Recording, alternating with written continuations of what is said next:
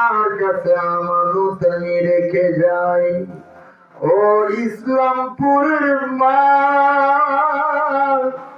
স্বামী যদি ঘরে ঘুমি থাকির মা, দুয়াটার অংশ নেওয়ার জন্য ছেলেটা স্বামীটা শ্বশুরে পাঠাও। ১,৫০০ বছর আগে নবী বলেছি, মহিলারা তিনি কাজে হালকা মেহনত আসিয়ার সাথে জান্নাতে যাওয়ার কারণ হয়ে যাবে। এই আব্দুল মুত্তালিব কি বলে সন্তান আর নাতির কাছে রেখে যাব। এতদিন আমি লালন পালন করলাম, এমনিতে আবু লাহাব আসলো, আব্বা আমার কাছে দিয়ে যান না। আবু লাহাব স্বামী স্ত্রী পুরার মতো ঝগড়া লাগত প্রতিদিন। আমার নাতি তোর ঘরে শান্তি পাবে না। আমির হামজা করাপ্পা ভাতিজা মুহাম্মদ রে দেন, আমি তার লালন পালন করব।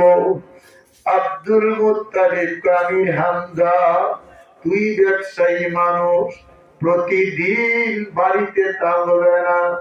আমার নাতি নীরবে কাঁদলে, কলিজা যদি কান্দে, আমি আব্দুল মুত্তালিব মক্কার মাটিতে ঘুমাইলে আমার কবরে শান্তির হাওয়া চলবে না। আমার এই নাতি তোরা জানোস না চিনোস না, আমার নাতি দুজাহানের সরদার, দুজাহানের মহাজন, সাত আসমানের নবী, সাত জমিনের পয়গম্বর। আমার নাতি যদি কষ্ট পায়, মক্কার মাটিতে ঘুমাইলেও আমার শান্তি মিলবে না। এই বাগারে ইসলামপুরের মুসলমান ৯ জন চাচার মধ্যে ৮ জন আসলো। আব্দুল মুত্তালিব কারোর কাছে দেয় না। শেষে সবচেয়ে ছোট চাচা আবু তালেব আসলো। আব্বা, আপনি মরে যাবেন, নাতিকে কি আপনার সাথে কবরে নিবেন?